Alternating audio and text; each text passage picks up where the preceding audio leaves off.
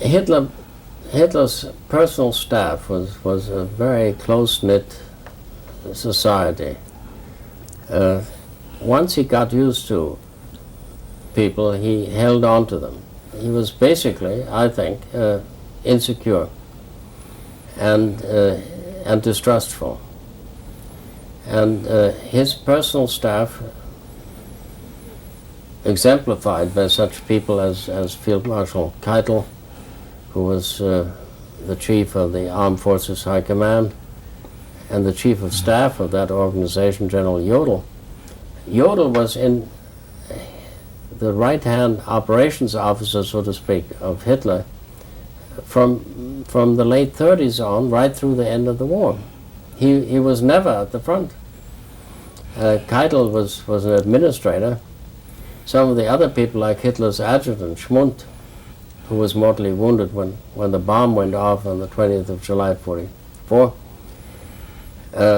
those people were always there with Hitler, and they lived with him, always in close quarters. They ate together. They had their frugal meals, and I can't see that could have been any fun, because we've got various records of these table talks and conversations with Hitler, because usually he would launch into a monologue and everybody had to listen.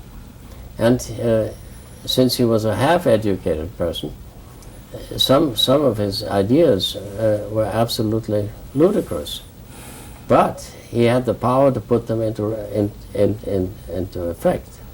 Now, when you get into such a situation, then you get a captive audience, and your captor will dominate you like a terrorist will a group of hostages.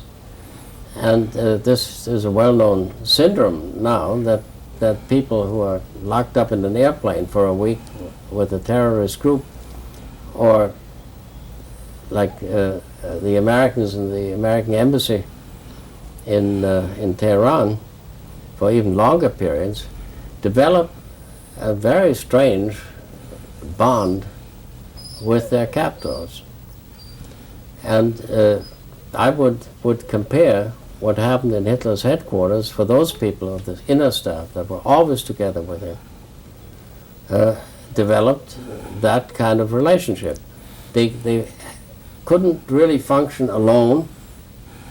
They functioned by virtue of the power they derived from Hitler, and Hitler needed the adulation that he got from them, which, especially once the war started and he was living in relative isolation in his various headquarters, but worst of all, once he went to East Prussia, it was a monastic existence.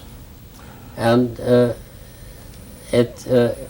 by continuing day after day, it became more unreal, and yet a firmer, ever firmer bond between a very sick man and a very dependent group of people around him.